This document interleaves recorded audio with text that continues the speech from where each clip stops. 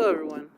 Today is July 11th, and today my grandma passed away. Her name was America Martinez, and she was 84 years old.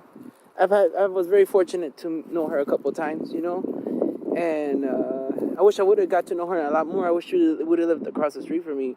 We should have lived in another country, so I only got to meet her maybe like 10 times in my life. We stayed a couple of weeks usually. It's interesting because today's also the day I had a cousin of mine that died when I was 10, and he actually died today too, July 11th. And this is something I do. I've been trying to do every year. I'm here at the cemetery, the Evergreen Cemetery in East LA. I usually do videos on West LA, but he got buried in East LA. And I try to come and see him. He died when he was young, 1999, July 11th, 1999. So he must have been at least, he was born 1989, so he must have been 10. And he was we were 4 days apart. And so every time I try to make it an effort to come here and see him, and pay tribute to him, because I feel like a lot of the times, especially in this society, we forget a lot about our loved ones that have died, I feel like we want to forget about death, or something, because they're always like, live forever, be young forever. Sometimes you don't live that much. And, cemeteries are cool. There's a place that's very calm, as you can see. There's a lot of beautiful souls here. My belief is that they're still here with us in the other planes and other dimensions, and we still have to come and give our respects to them, like these are my ancestors, even though I never met them, and my belief, I could sense them, you don't have to believe in those kind of things, but I believe like you could sense the energy, and but yeah, my grandma died today, America Martinez. I'm pretty sure she has a couple more names, maybe Guillen, America Martinez Guillen, or America Guillen Martinez, but call her Abue or Abuela in Spanish. I get water usually to clean my cousin's grave, so I'm gonna get some water right now. So excuse me. That's the thing I like to do, something about the water. Hopefully, it's still recording. Get some water.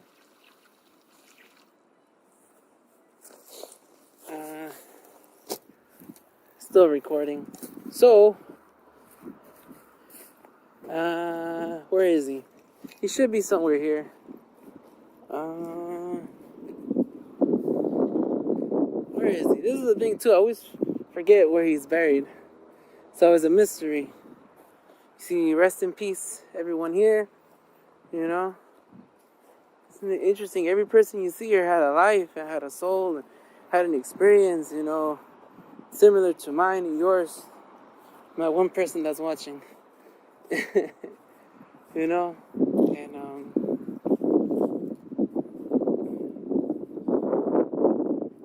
always try to do this freestyle from the top of my head, but I always wind up what am I gonna talk about right now? Well, here's my cousin Luis Antonio Pliego, and you see his date.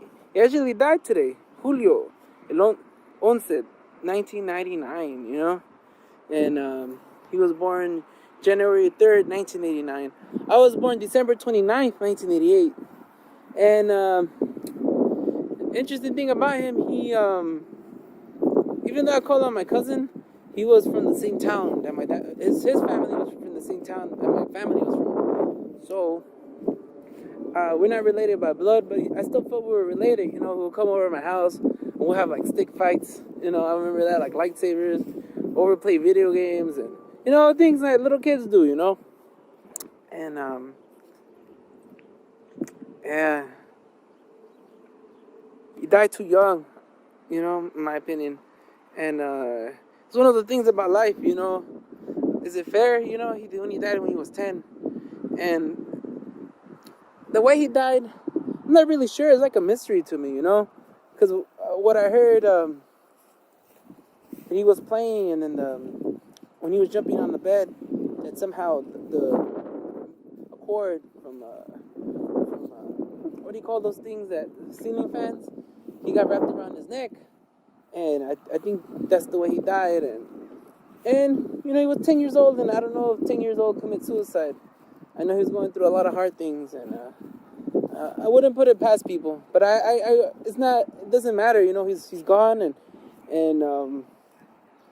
I know if I wanted to find his autopsy report, there would probably be some more information there, but it doesn't matter.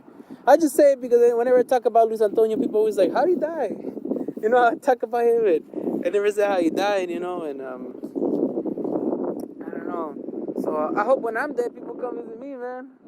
I don't think that many, even though it's clean, I cleaned it for him. You know, I came maybe 3 weeks ago, 4 weeks ago with my dad. We went to that really good restaurant over there. They make good semitas poblanas, a really good. But I cleaned it. You know, I threw water on him. I drink beer. I say some prayers for him. You know, and I even cleaned these. I don't know who this is, Victoria Correra, but I call her Tia now. You know, and Francisco, and this guy. Or I don't know, this guy has you, Gawain Thornton. You know, maybe he was a guy, so. So, yeah, this is Evergreen Cemetery. You know, and it's one of my things. You know, what is it? The study of death, ethnology. You know, I wanted to be a child life specialist for a little bit when I was in college. And because one of my mentors, Linda Garcia, a professor at Northridge, I don't think she works there anymore, but she was great. She taught me a lot about, you know, looking at your iceberg. You know, like the iceberg, you see the tip of it, it's big, but then underneath the water it's even bigger, you know, and I had all this unresolved grief. That's what you call it, because, you know, I always been a sensitive person, you know, especially as a child, I cried a lot. So my parents made the best choice they thought, you know, was because how can you explain to a little 10-year-old, hey, your friend's dead?